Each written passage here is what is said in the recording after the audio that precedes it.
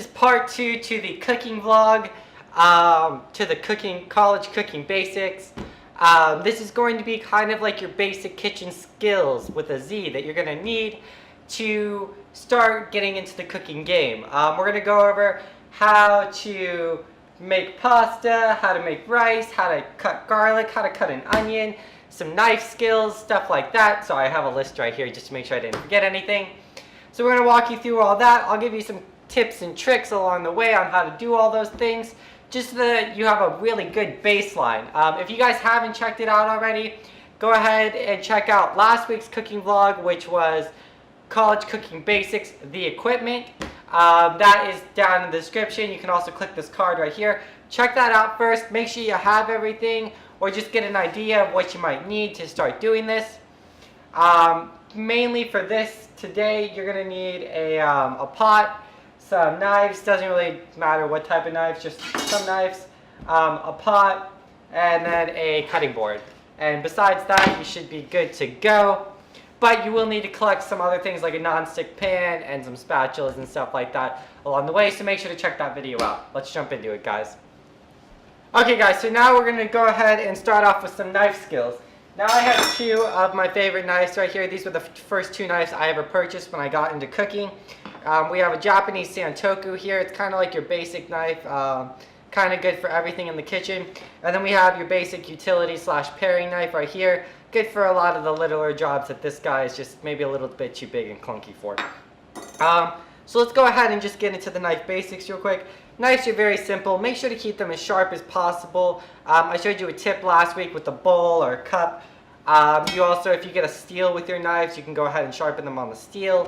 That's pretty easy, just to keep them nice and sharp, because a sharp knife in a kitchen is a lot safer than a dull knife, because you're going to have to apply a lot more pressure. You're going to try to be like working it around, and so if it's sharp, it will cut straight through things and you'll have a much safer time.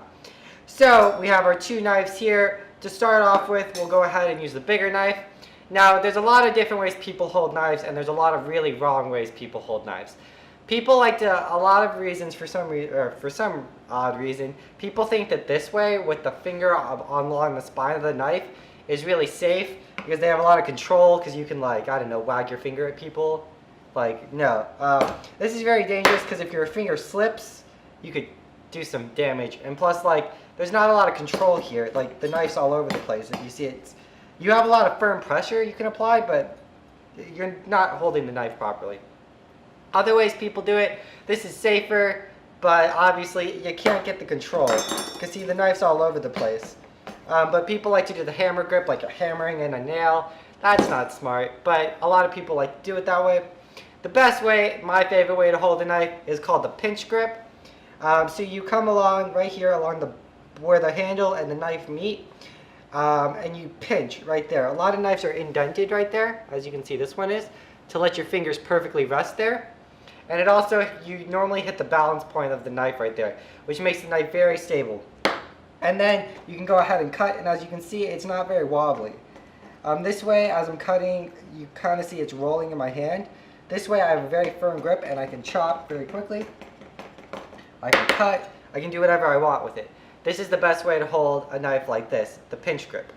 Now, even when cutting or slicing with something like this, I always pinch the grip, but this knife isn't excessively used for like chopping like this, because if you see my hands here, if you look at the board, when I cut, the knife doesn't actually go and hit the table because there's not enough clearance for my hands. If you do this knife, as you can see, I can rock the full knife along the board. So for this part, you use this knife as a paring knife, and you're going to be feeding food with your thumb in like this. So you hold it upside down, this is the sharp part of the knife right here, and you feed food into it. A lot of ways, like apples, you can go ahead and do it that way. Potatoes, anywhere you're removing the skin, this is how you would use that knife. Just feed the material into the knife. The other part you're going to need to know is your hands, which I will show you right now. Alright, so right here, guys, whenever you're cutting something, go ahead and take your fingers, lay it flat, curl your fingers back. Okay, you want the tips of your fingers to be behind the knife. And then this set of knuckles right here is what you're going to rest the knife blade on. Okay, that's going to allow you to chop and control where the knife blade is going without cutting your fingers off, okay? So make sure you take whatever you're cutting, you're gonna curl your fingers back, put the knife against your knuckles, and then you can chop, and you will never cut your fingertips off. Okay, so you guys never wanna cut through the root of the onion. First things first, we'll take a knife, and we're gonna go ahead and cut the non-root end, okay? Just this little wafer. Then we're gonna go ahead and we're gonna peel our onion. It's not what we peeled. Go ahead and make a incision down the side. I'll help you get this stuff off.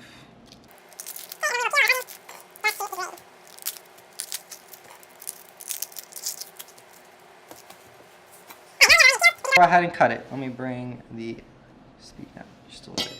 Okay, now to cut this onion, first things first is I'm going to go ahead and cut it in half. So to cut it in half, we'll go right through, and you'll cut through the root. Okay? Now we'll go ahead and take half our onion right here, okay?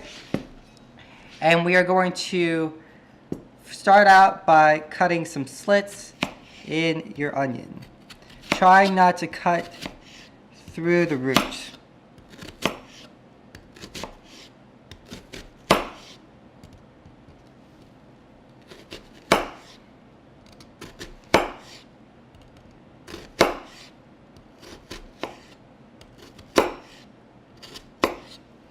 Just like that, okay? Now we're gonna make a cut at a slight angle toward the root on the bottom and then on the top. And then maybe just one more on the top, okay? Just like that, and as you can already see, we're getting a little bit of pieces. We'll move those out of the way. Now we'll bring the knife this way with our fingers in, gripping the onion, kind of holding it together. Go ahead and take the knife, and we will chop down on the knife.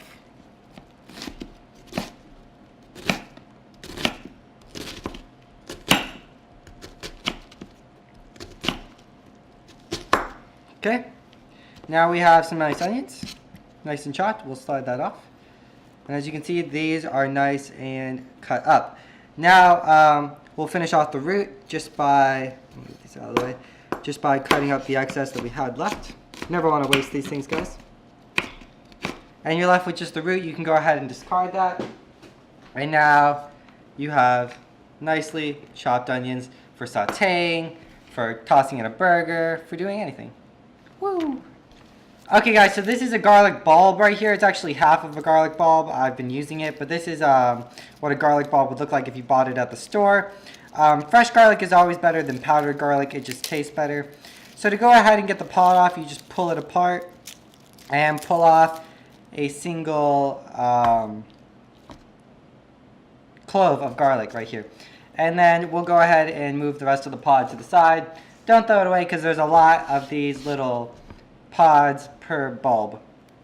So then to get the skin off, because if you try to peel these things, it'll take forever and you won't actually get it because there's still like a skin on top of it.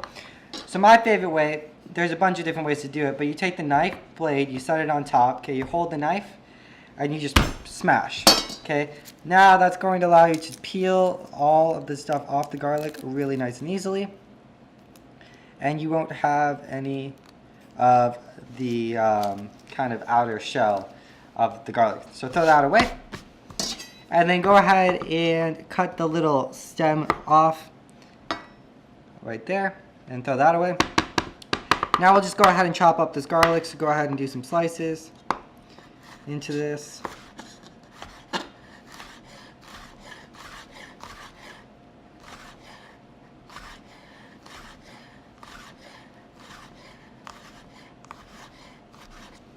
Like that.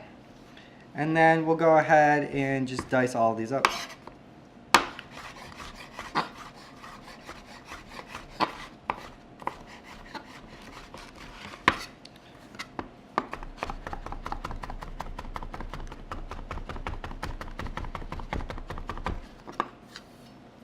Okay, and then you have your minced garlic, which is all ready to go to toss in a pasta sauce or anything like that. It is all good to go. Okay guys, so now we're going to go ahead and cook some rice. You're going to need a pot for this, preferably like a medium-sized sauce pot with a nice thick bottom. And then I'm going to use this as my strainer as well because my pot has the lids. But by all means, you could use your standard metal strainer, which I have somewhere around here. It's probably in the wash or something like that. But use any type of colander or strainer to strain the rice out. But let's go ahead and start it off. So for rice, you're going to use a 2-to-1 ratio. That means you're going to use 2 parts water to 1 part rice. And as long as you follow that ratio, you will get delicious rice every single time. So we'll go ahead and open up our rice. Pour in a cup. Just about that much.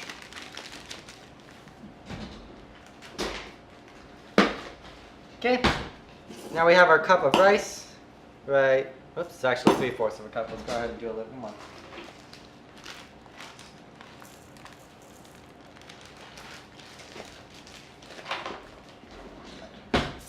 Alright, now we have a cup of rice right here. We'll go ahead and pour it into our pot. Now, you would pour it into your colander at home if you don't have one of these pots that is both. So now I'm going to go ahead and come over here. I'm going to rinse the rice. Like that. And then I'm going to take my colander and I'm going to dump the water out. Like that. That's going to give me this kind of rice slurry, but it's going to prevent the rice from sticking together once it's all cooked. Now we're going to go ahead and we're going to season our rice. So go ahead and grab a little bit of salt. Toss some salt in here. Go ahead and toss a little bit of rice, or a little bit of, not rice, rice is already in it. Go ahead and toss a little bit of pepper. And I like to do it the Spanish way, guys, which is to go ahead and toss just a little bit of olive oil in there. That'll give it a little bit of more flavor besides just the salt and pepper. You can also toss some cardamom pods in there or some cloves or anything like that. Just, you want some aromatics in there just to give them nice flavor. Now we'll go ahead and we'll mix these up. Like that. You want to season it now, guys. You can season it after too, but right now, if you season it when it's all cooked and done, you won't be mushing it while trying to mix it, which can kind of make it all mushy and gross.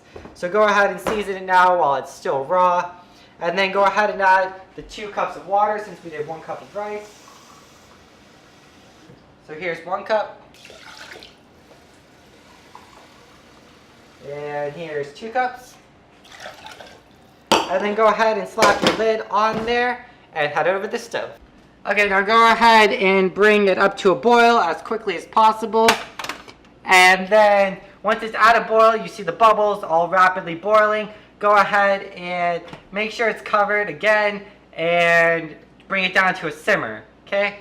Then you're not going to lift this lid up at all while it's simmering. You want the rice to steam, and every time you remove this, the steam's going to come up. So just trust me, leave it covered about 8 to 10 minutes and you will be good to go once it starts boiling. Okay, now that all the water is done, you guys can see by these little holes.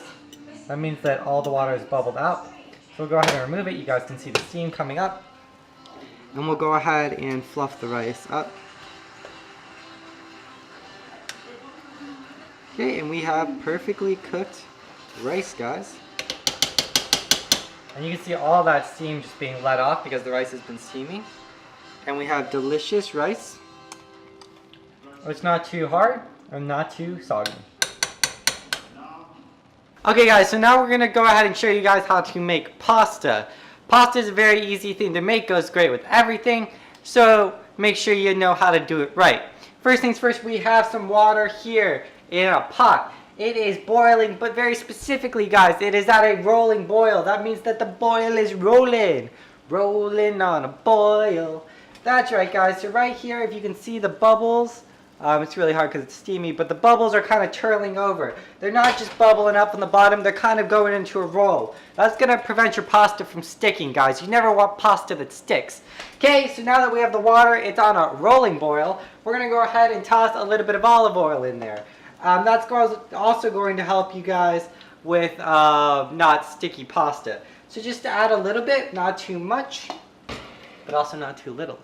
Now we're gonna go ahead and also season our water with a little bit of salt.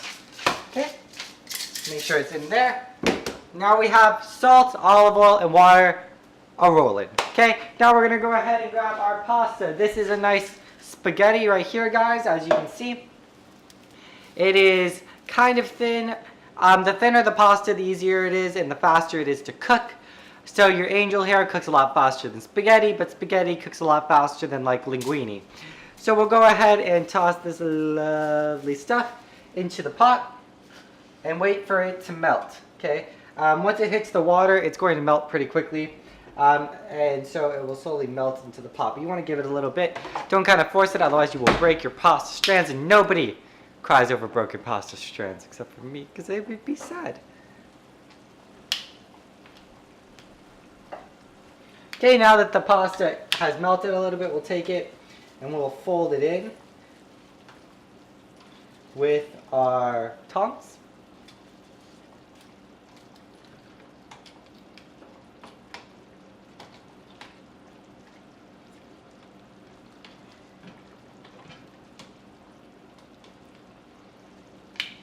And we will let that cook, guys. Okay, guys, now that the pasta is done, we can go ahead and check it.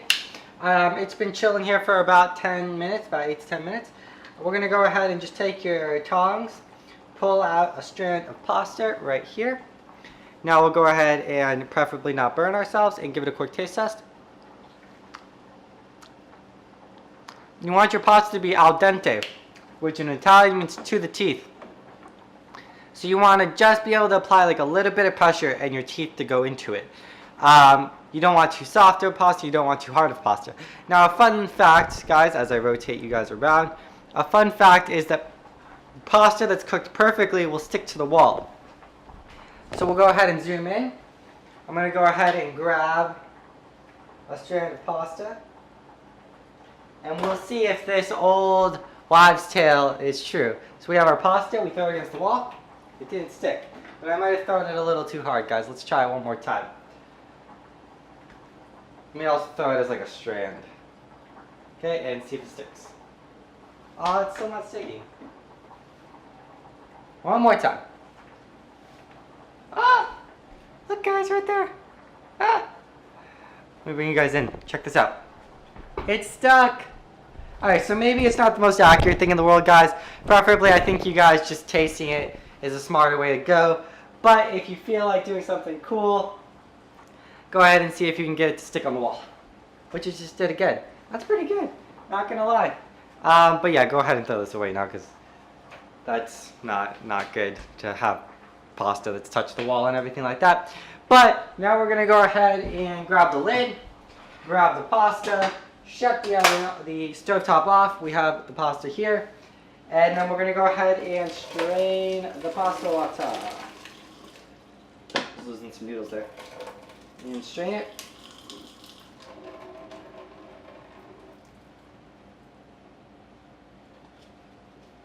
Like that.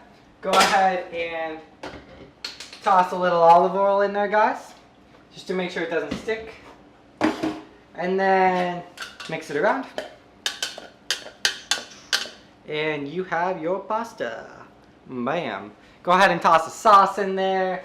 Some other stuff. I don't know. Do whatever you guys want. Garlic, a little butter, a little water, a little... I don't know, guys. I'm not a cook, actually. You guys all are now that we finished the basics vlog. So that's basically everything you need to know. Let me take that off the burner. So you got your knife skills, very important, guys. Be safe in the kitchen. Then we got how to cut an onion, how to cut garlic, how to cook rice, and how to cook pasta, guys. Those are going to be the main things we use in the kitchen. Tune in next week. We are going to be cooking a meal from start to finish. I think we'll probably do chicken thighs and maybe some rice and pasta, something like that. And I will walk you guys through all the little tiny tricks that I didn't mention throughout the entire process, and we'll just cook a meal together, guys. We'll chill, we'll cook a meal. It'll be fun, so make sure to tune in then. I hope you guys have a delicious day, and I will see you guys in tomorrow's short film.